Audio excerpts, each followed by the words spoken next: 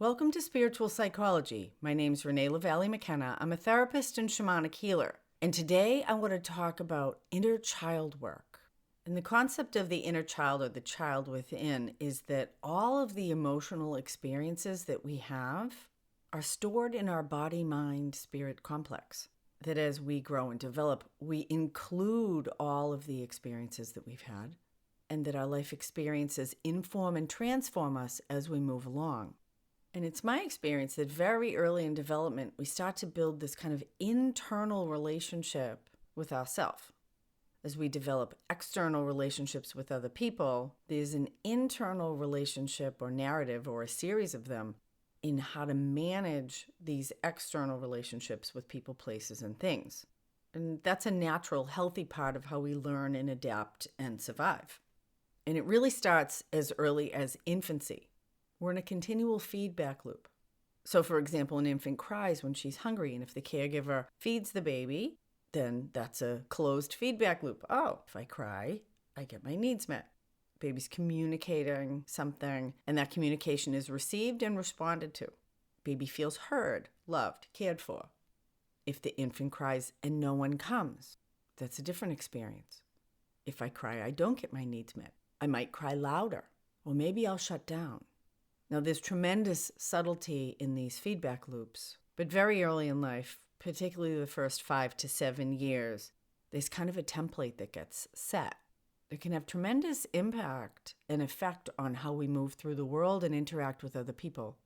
If the first message we get is, if I express my needs, I'll be cared for, we're going to have a particular worldview.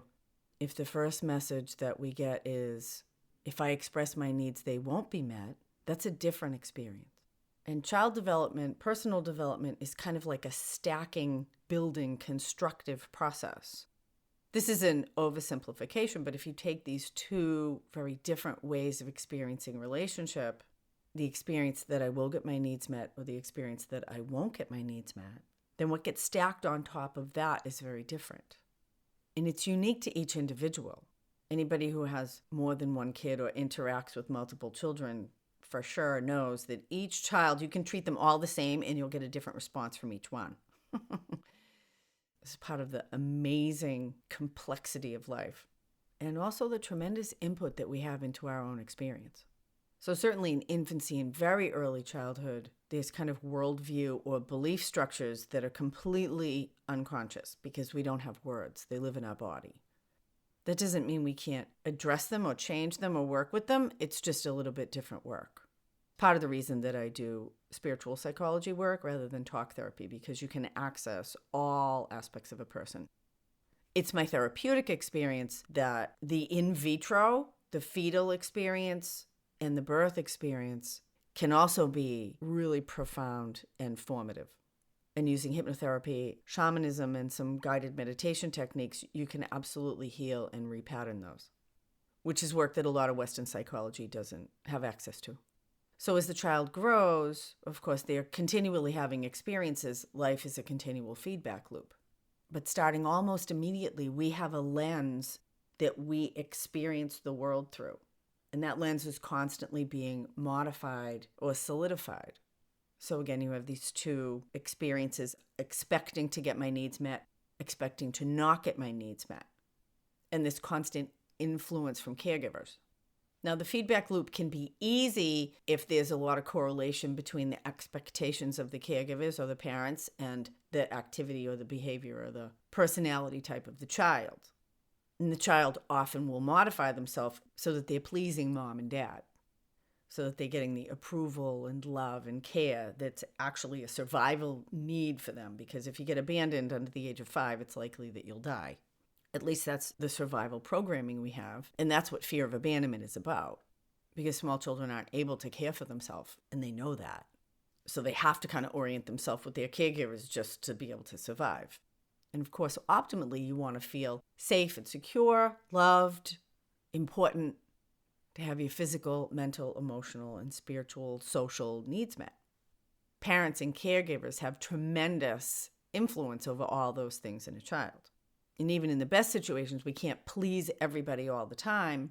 nor should we, because we have variant needs and wants and desires, impulses. So there's invariably conflict.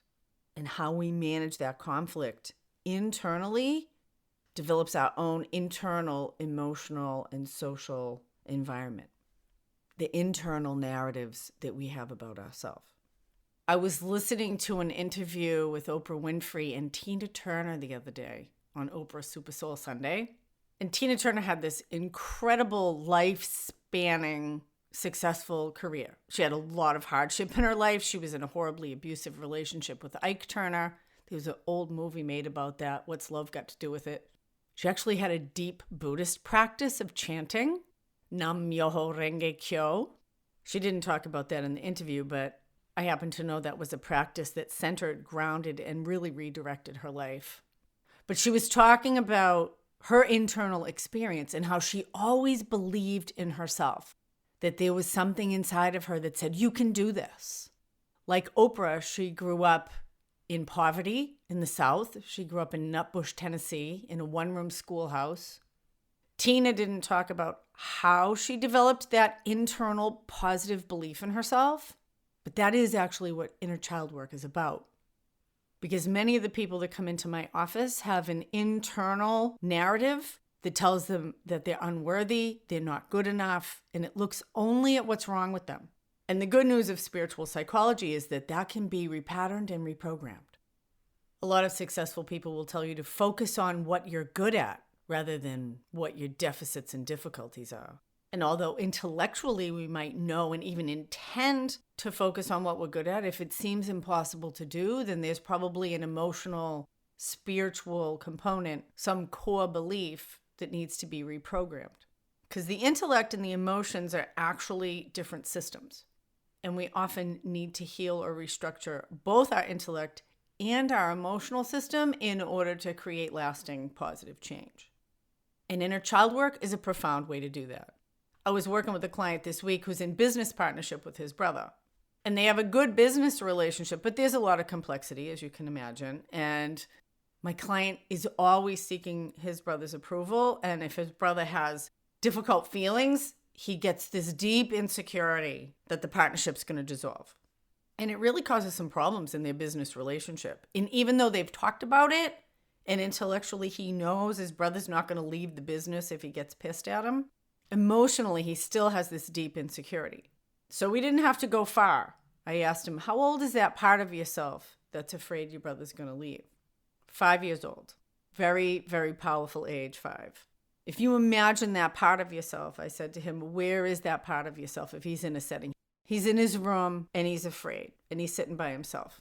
So we go to that child part using active imagination and we tell that child part, you don't have to live here anymore. This is a historic psychological event and we want to bring you into present time. And so then we bring the intellectual part of the grown-up with its good intention to shift this internal dynamic that was unconscious and make it conscious. And what does your best grown-up want to say to this frightened part of yourself? And the grown-up wanted to say to the child, it's okay. It's okay if Dave gets mad. It doesn't mean the relationship is over. It's okay to stand up for ourselves. And Dave has his own experience, and a lot of it doesn't have anything to do with us. And I'm going to take care of you now. And there's a shift. There's a profound shift out of the historical narrative into a narrative that's current and empowering and rooted in our adult ego state rather than the child ego state. And I came on this amazing quote by Carl Jung the other day. Until we make the unconscious conscious, it will rule our life and we will call it fate. And inner child work is a really powerful way to take the unconscious and make it conscious. And make our best adult self the driver of our bus through life, rather than the wounded child. Inner child work is tremendous work. It's absolutely changed and transformed my life. I had some really ugly inner narratives. My primary experience was not having my needs met, and how I made sense of that was that it was because I wasn't good enough, I was unworthy, because if I was better, those people would love me. Because children are very self-centered. They don't have enough information beyond themselves. They make everything about themselves.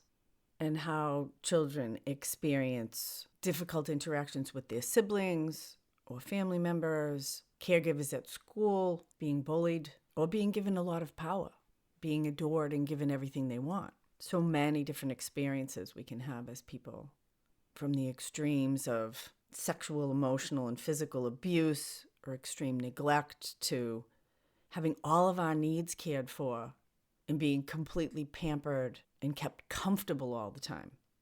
And giving a child everything they absolutely want and never having them be disappointed doesn't adequately prepare them for real life either.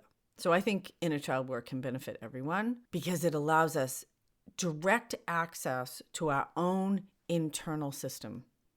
So there's a lot of different modalities to approach inner child work, and it's really about our internal relationship with ourselves. And when we change our internal experience, our external experience changes. When we change the lens that we see the world through, we see it in a different way, and our experience is different. So inner child work is the most powerful and effective way I know to resolve unresolved emotional issues and to update the map we walk around with so that we can get where we really want to go. Inner child work is as accessible as this. Think of yourself as a young child. See if you can sense or feel or imagine that young child in the room with you right now. How old is that child? Where are they in relation to you? And how are they feeling? And how do you feel about that child?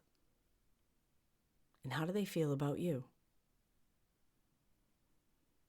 That's a living relationship, and it gives you a ton of information. And we can access ourselves at all different ages and stages because life is infinitely generative and creative and gives us constant opportunities to grow and change and adapt and develop. I'm going to be doing a free inner child workshop on Zoom on Saturday, October 3rd at noon Pacific time, 3 p.m. Eastern time. You can email opendoorgrowth@gmail.com if you want to sign up. If you want to find out more about my mentorship program, shoot me an email, info@reneemckenna.com, and you can support me on Patreon. Blessings on your path until we meet again. This is Renee LaValle McKenna for Spiritual Psychology.